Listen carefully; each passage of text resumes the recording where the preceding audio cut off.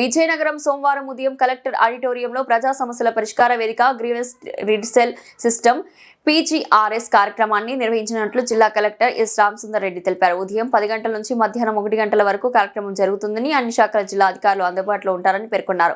ప్రజా సమస్యల పరిష్కార వేదిక కార్యక్రమంలో తమ వివరాలతో పాటు వారి సమస్యలకు సంబంధించి అర్జీలను అందజేయాలని చెప్పారు. అర్జీదారులు గతంలో ఇచ్చిన అర్జీలకు సంబంధించిన స్లిప్ను తీసుకురావాలని సూచించారు.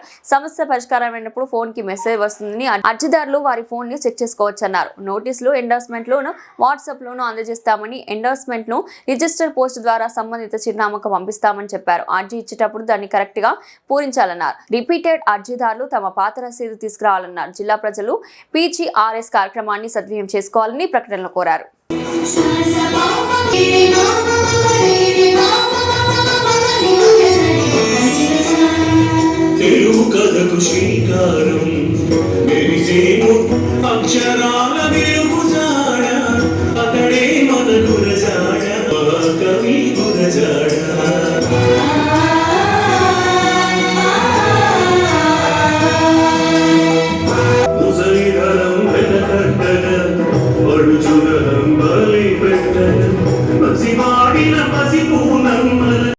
మేము అడిగిన మొట్టమొదటి ప్రశ్న ఏంటంటే, అయ్యా మీకు ఇబ్బంది కాదు కదా రావడానికంటే, సోదరుడు సాయి ఫౌండేషన్ తరఫున ఈరోజు అందజేస్తున్నారు. వారికి సాదరపూర్వక స్వాగతం. సీనియర్ పాత్రికేయ సంస్కృత అధినేత శ్రీ అనిల్ కుమార్ గారిని వేదిక మీదకి సాదరపూర్వక ఆహ్వానిస్తున్నాము.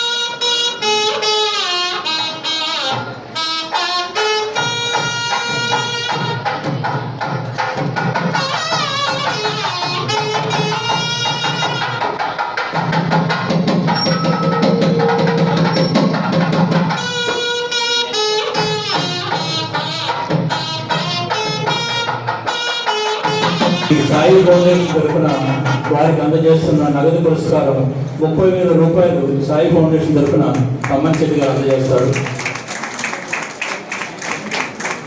నూతన వస్త్రాలు మారుతి సిల్క్స్ అధినేత ఉదయ్ కుమార్ ఉండే అందజేయాల్సిన కోరుతున్నాము. వారు సమర్పిస్తున్నారు పురస్కారం. ఇది గురజాడ విశిష్ట పురస్కార భాగం.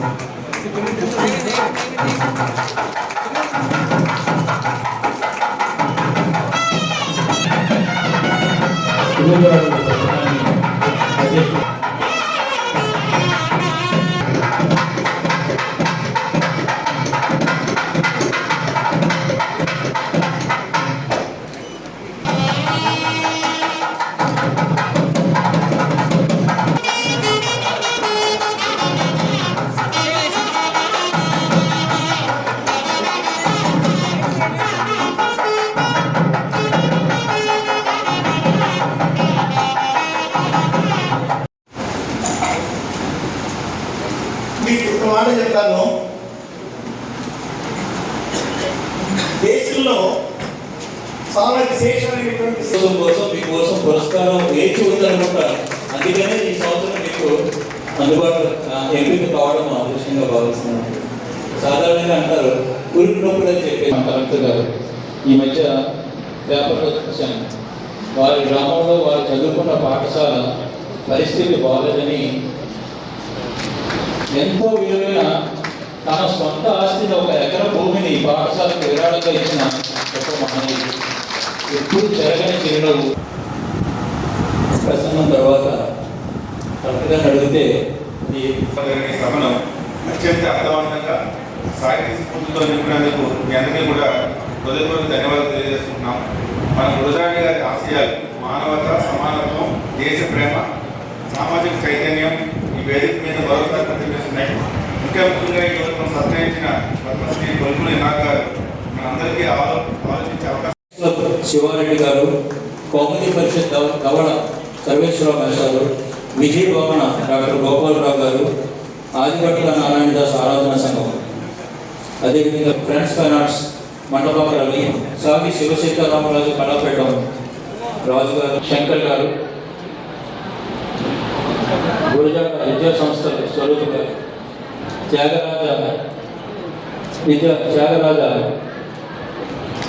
సంగీత నుంచి కళానికేతన్ ఒక మహోన్నతమైన అదృష్టంగా భావిస్తూ సంస్థ అధ్యక్షులకి కార్యదర్శులకి అందరికీ కూడా మన గురుజాడ సంస్థ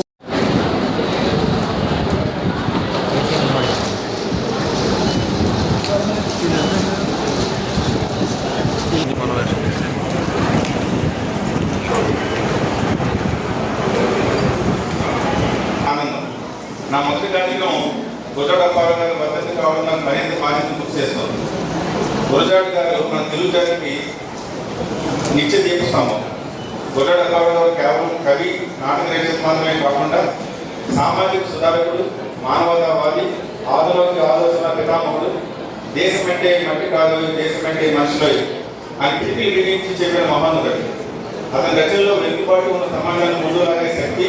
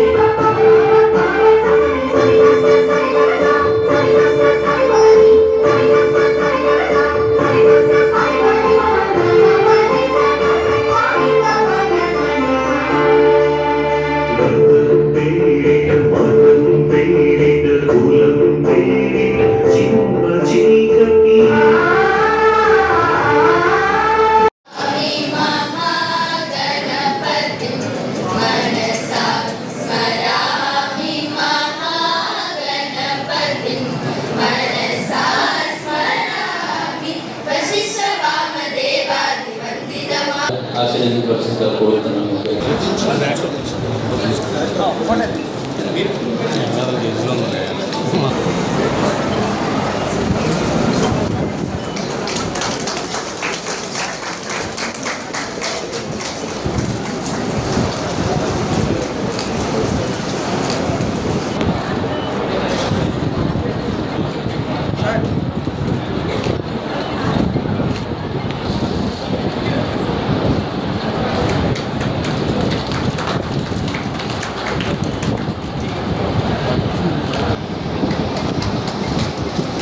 సూర్యప్రకాశరావు గారు దయచేసి. అనిల్ గారు. ఆ రచయితకు పాడిన రాముకి కూడా ఇక్కడి నుంచే మనం ధన్యవాదాలు తెలియజేస్తాము.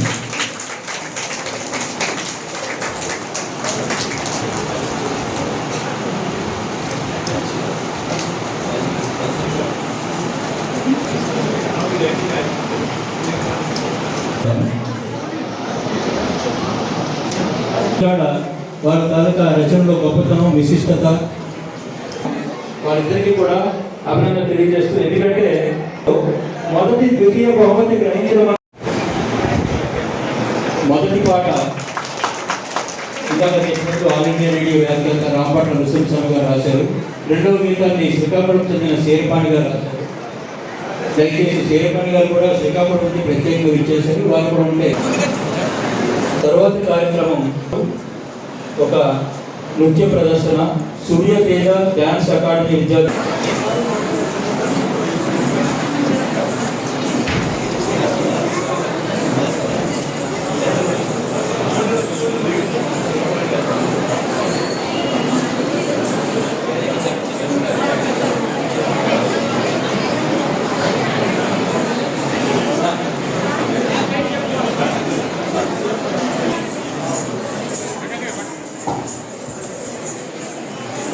లక్ష్మీ రామదాస్ గారు ఇప్పుడు ఇక్కడ ఉన్నారు. ధన్యవాదాలు.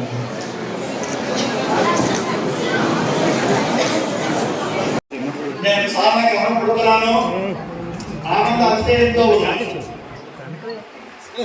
గురిజాడ అప్పారావు గారి పేరుకి ఇచ్చేటటువంటి పురస్కారం నేను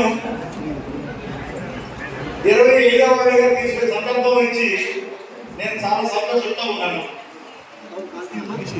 ఇవాళ జరిగినటువంటి కార్యక్రమాన్ని నిర్వహించిన పిడి నరసింహరాజు గారు, డాక్టర్ రామ్ వెంకటేశ్వర గారు, డాక్టర్ సాపుగడ్డి ప్రకాష్ గారు, డాక్టర్ ఏ గోపాలరావు గారు, వీరు నిర్వహించిన కార్యక్రమం చాలా విశేషమైనదిగా నేను భావిస్తున్నాను. చాలా సంతోషమైనటువంటి సంగతి ఏమిటంటే, నన్ను విజయనగరంలో గురిజాడ పురస్కారానికి ఎంపిక చేయడం, ఆహ్వానించడం, నేను రావడం నాకు అద్భుతమైనటువంటి వరంగాను, చాలా విశేషమైనటువంటి గౌరవంగాను భావిస్తున్నాను. ఎంతో ప్రేమగా నన్ను ఎంపిక చేసినందుకు ఈ కమిటీకి హృదయపూర్వకంగా ధన్యవాదాలు తెలియజేస్తున్నాను.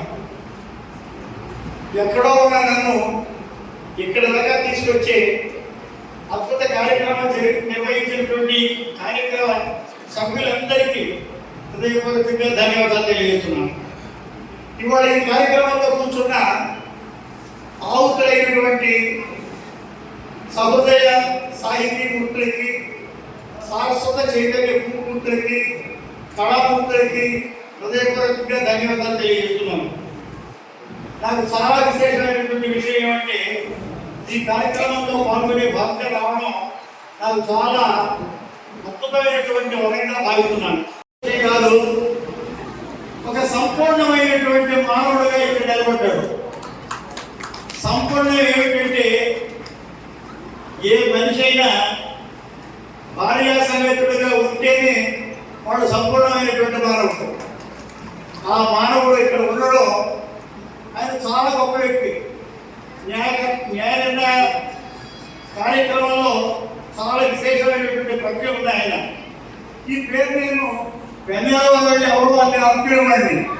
ఇక్కడికి వచ్చిన తర్వాత పార్వతీపురం ఆత్మీయుడు తెలుస్తూ ఉంటే నాకు పట్టణాన్ని ఆనందం కలిగింది. వారిని ఇక్కడ చూడడం నాకు చాలా సంతోషంగా ఉంది.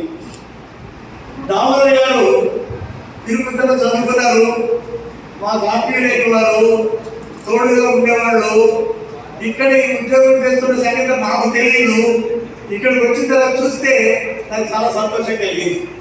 ఈ అవార్డు ప్రధాన కార్యక్రమం నుండి చేపట్టారు కాబట్టి ఆయన రచనలో ఒక దేశభక్తి మనకు కనిపిస్తుంది. కాబట్టి భారతదేశాన్ని ఆక్రమించిన మన ఆంగ్లేయుల నుంచి భారత మాత స్వేచ్ఛ కోసం ఎందరో మహనీయులు చేసిన త్యాగాల్ని, వారి యొక్క పోరాటాన్ని, ఆ గొప్ప మహనీయుల్ని స్మరించుకుంటూ వీటి యొక్క సందేశాన్ని గురించి మాట్లాడుకోవాల్సి నిర్ణయించుకున్నాను.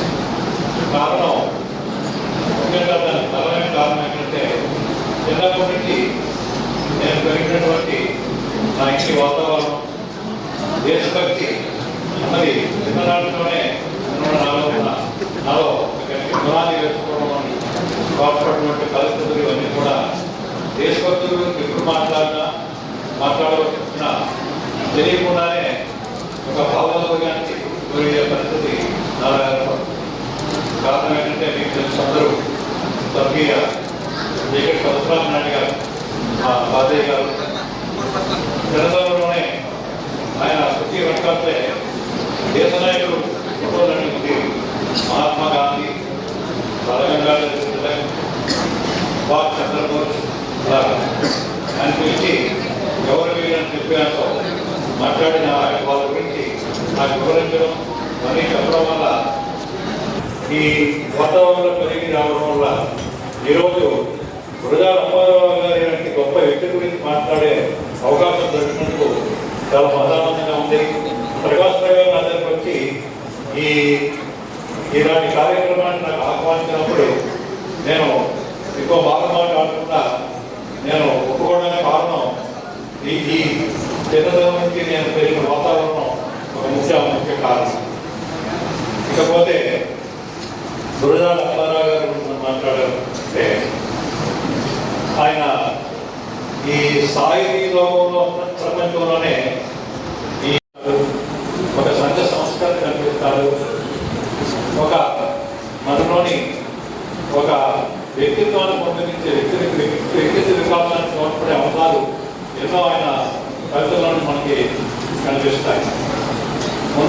ముందుగా చిన్నప్పటి నుంచి కూడాను ఆయన రాసిన గేయాలు చదువుకొని పెరిగినటువంటి వ్యక్తులు, అందులో నేను ఒకటి.